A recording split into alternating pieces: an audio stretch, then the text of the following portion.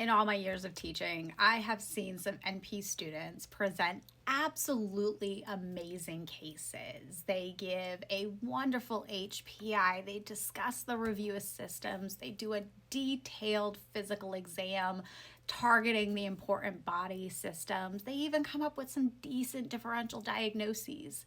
And then you realize they forgot one really important thing: patient history.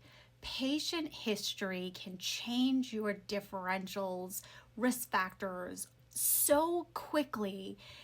It is so important and makes such a difference. Welcome to part 5 of my Diagnostic Reasoning Series. Today we are talking about patient history. And if you don't know me, hi, my name is Nikki. I'm an acute care nurse practitioner, and I work with NPs and NP students so they can be more successful in their careers. Patient history is something that we really don't even think of. As RNs, we gather patient history all the time. It's quick. What medical problems do you have? What medications do you take?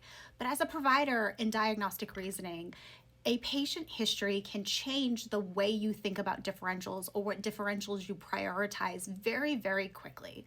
For example, if you have a 35-year-old patient who presents with fatigue and weakness and just not feeling good for several months, but they have no medical history, you have a pretty broad differential pool.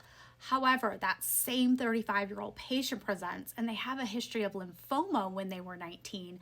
Now we have a red alert and we have high priority things that we need to consider very quickly because this patient could be having a reoccurrence of their malignancy.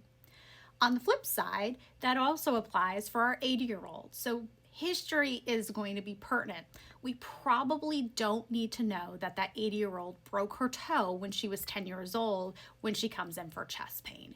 So being able to sift through history and find the important things, recognize how history changes risk factors. So for example, patients with active malignancy are at much higher risk for clotting such as DVTs and PE. Again, looking at the risk factor. This is also where, again, the 3 Ps come into place because you have to understand risk factors and how history changes those risk factors.